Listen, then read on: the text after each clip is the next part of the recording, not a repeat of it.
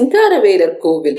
நாகப்பட்டினம் கோவில் வரிசையில நாம முதலாவதா பார்க்க போறது சிக்கல் சிங்காரவேலர் கோவில்.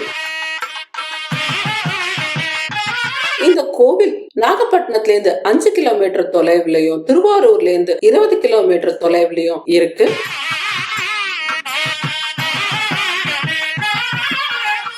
சூரசம்ஹாரத்தின் 5வது நாள் இங்க முருகப்பெருமான் தன்னோட தாயான பார்வதி தேவி கிட்டேந்து வேல் வாங்கி 6ஆம் நாள் சூரனை திருச்செந்தூர்ல சம்ஹாரம் செய்யறதா ஐதீகம். இந்த கோவில் பாடல் பெற்ற ஸ்தலம். இங்க சத்யாக்ஷி அம்பாள் சமேத நவநீதீஸ்வரர் அருள் பாலிக்கிறார். அழகான தமிழ்ல சொல்லணும் அப்படின்னா வேல்நடுங்கண்ணி சமேத திரு வெண்ணைநாதர் இங்க மக்களுக்கு அருள் பாலிக்கிறார். இந்த இடம் முன்காலத்துல மல்லிகா அரண்யம், அதாவது மல்லிகை வனம் அப்படின்னு அழைக்கப்பட்டது. இங்க வசிஷ்டரோட ஆசிரமம் இருந்ததா சொல்லப்படுறது. ஒரு முறை தேவலோக பசுவான காமதேனுவுக்கு ஏற்பட்ட சாபத்தால இங்க தவம் செய்யறது. அப்படி தவம் செஞ்சு தன்னோட சாபம் விலகினதால தன்னோட மடியில இருக்க பாலை பொழிய அது இங்க பால் குளமா உருவாகிறது. அந்த பால் குளம் இப்பவும் இந்த கோவிலோட பின்பக்கம் இருக்கு. அந்த பால் குளத்திலேருந்து வெண்ணெய் எடுத்து வசிஷ்டர் லிங்கம் வடிக்கிறார். லிங்கம் வடிச்சு பூஜை செஞ்ச பிறகு நகர்த்த முயல அது நகராம அப்படியே அங்க இருக்கு. அப்படி வெண்ணெய் சிக்குண்டதால இந்த ஊருக்கு சிக்கல் அப்படிங்கிற பேர் வந்தது. அந்த வெண்ணெய் தான் இப்போ நவநீதீஸ்வரர் அப்படிங்கிற லிங்கமா நம்மளுக்கு அருள் பாலிக்கிறார். இங்க இருக்க சிவபெருமான வழிபட்டா வெண்ணெய் உருகிற மாதிரி நம்மளோட துன்பங்களும் சிக்கல்களும் தீரும்னு நம்பிக்கை.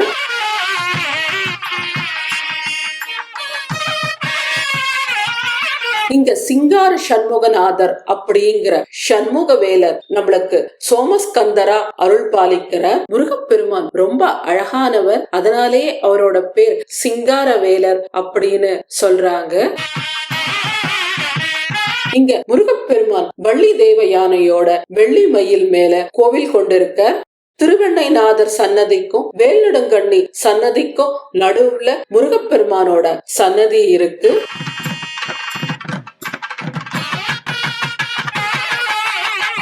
சூரபத்மனை சம்ஹாரம் செய்ய முருகப்பெருமான் படையோட திருச்செந்தூர்ல இருக்க. அவரை கொல்வதற்கான வேல் தன்னோட தாயாரான வேல்நடுங்கண்ணி கிட்ட இங்க முருகப்பெருமான் பெற்றுக்கொண்டதா ஐதீகம். இப்பவும் கந்தசஷ்டி விழா இங்க ரொம்ப விமரிசையா கொண்டாடப்படுறது. அப்போ முருகப்பெருமான் வேல்நடுங்கண்ணி கிட்டேந்து வேல் வாங்கிக்கிற அந்த நிகழ்வு ரொம்பவுமே ஆச்சரியமூட்டும் நிகழ்வு. முருகப்பெருமான் தன்னோட அன்னையான வேல்நடுங்கண்ணி கிட்டேந்து வேல் வாங்கும் போது வெப்பத்தால அவரோட முகம் முழுவதும் வேர்வை முத்துக்களா பூத்திருக்கிறத பார்க்கலாம். அதை தணிக்கிறதுக்காக இங்க இருக்க அர்ச்சகர்கள் பட்டு துணியால துடைப்பாங்க. அது மட்டும் இல்லாம மயிலிறகால விசிறுவாங்க. ரோஜா இதழ்களை அவர் மேல பூமாரி பெஞ்சு வெப்பத்தை தணிக்க முயல்வாங்க.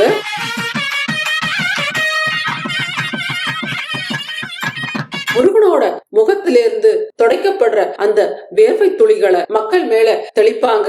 அது நம்ம மேல பட்டா நம்மளுக்கு இருக்க தீராத வியாதியும் தீராத சிக்கல்களும் தீரறதா ஐதீகம்.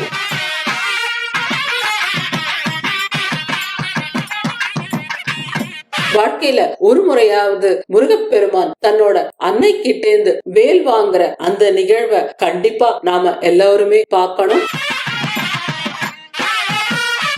இங்க கிருத்திகை நட்சத்திரம் முருகனுக்கு உகந்ததா சொல்லப்படுறது. முருகப்பெருமான் கிட்ட கிருத்திகை நட்சத்திரத்தன்று வேண்டிக்கிற அனைத்தும் நிறைவேறதா இங்க இருக்கிறவங்க சொன்னாங்க. பிரதி மாசமும் கிருத்திகை நட்சத்திரம் இங்க ரொம்ப விமர்சையா கொண்டாடப்படுறது. முருகனோட நட்சத்திரமான விசாகம் அன்னைக்கும் இங்க விமர்சையா பூஜைகள் நடைபெறதா சொன்னாங்க.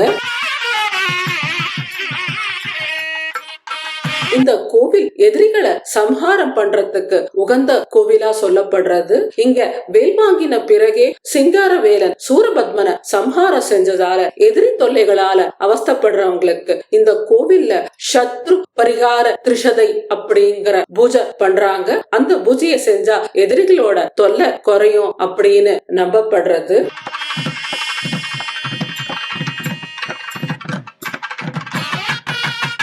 இங்க நவநீதீஸ்வரர் கிழக்கு முகமா காட்சி கொடுக்க வேல் நெடுங்கண்ணி அம்பாளும் முருகப்பெருமானும் தென் திசை நோக்கி கோவில் கொண்டிருக்காங்க.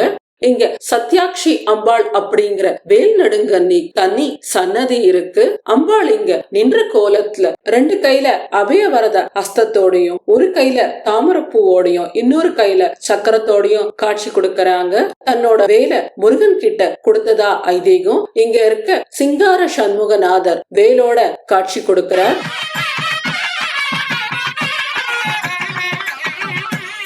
இந்த கோவிலோட கோபுரம் 7 நிலைகளை கொண்டது. 70 அடி உயரம் இருக்கும் அப்படின்னு சொல்றாங்க.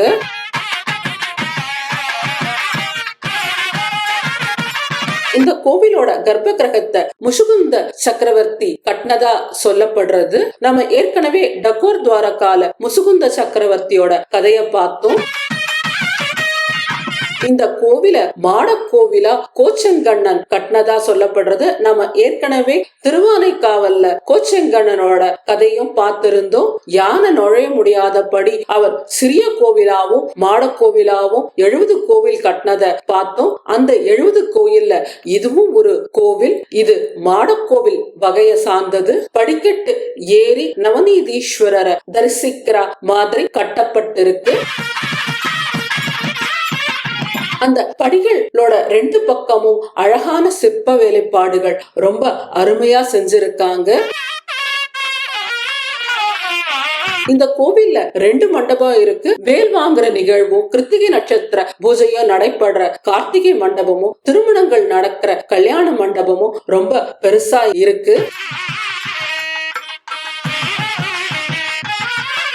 இந்த கோவில்ல இருக்க பிரகாரத்துல 63 நாயன்மார்களுக்கு விக்கிரகமும் பிள்ளையாருக்கு ஒரு சன்னதியும் மகாலட்சுமிக்கு சன்னதியும் இருக்கு. நவகிரகங்களுக்கு தனி சன்னதியும் இருக்கு.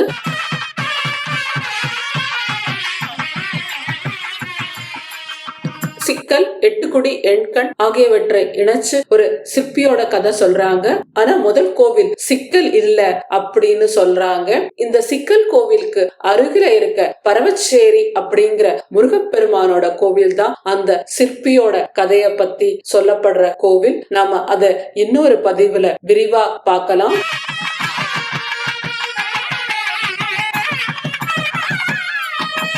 இங்க இருக்க திருவெண்ணைநாதர அகஸ்தியர், வசிஷ்டர், காமதேனு, முசுகுந்த சோழன், துருவன் வழிபட்டதா தலவரலாறு சொல்றது.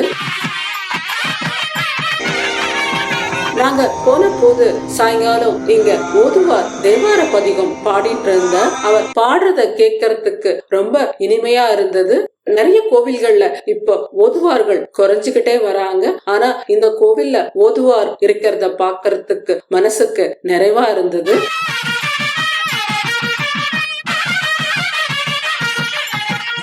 இந்த கோவில்ல இருக்க இன்னொரு விசேஷம், வடக்கு பிரகாரத்துல இருக்க கோலவாமனர் கோவில். வசிஷ்டர் வெண்ணையால இங்க நவநீதீஸ்வரரை லிங்கமா வடிக்க முற்படும் போது அந்த வெண்ணைய அங்க இருந்த ஒரு சின்ன பையன் எடுத்துட்டு ஓடினதாகவும் அவரை துரத்திட்டு போன போது அவர் வாமன பெருமாளா காட்சி கொடுத்ததா தலவரலாறு சொல்றது. அவர் இங்க கோவில் கொண்டிருக்க இங்க தனிக்கோவில் நாச்சியாரா கோமளவல்லி தாயார் அருள் பாலிக்கிறாங்க.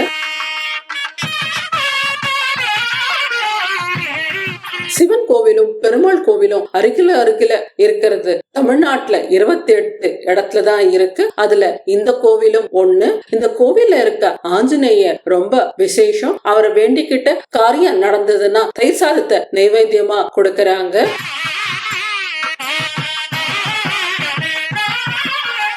இங்க முருகப்பெருமானுக்கு வேண்டிக்கிட்டு கோழிய கோவிலுக்கு நேர்ந்து விடுறாங்க. நாங்க போன போது அப்படி அங்க ஒருத்தர் கோழிய நேர்ந்து விட்டு போனாங்க.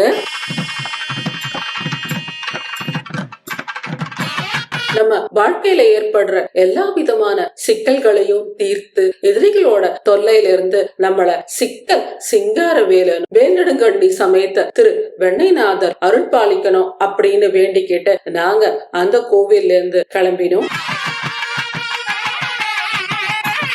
உங்களுக்கு இந்த சேனல் பிடிச்சிருந்தா லைக் பண்ணுங்க, ஷேர் பண்ணுங்க, சப்ஸ்கிரைப் பண்ணுங்க.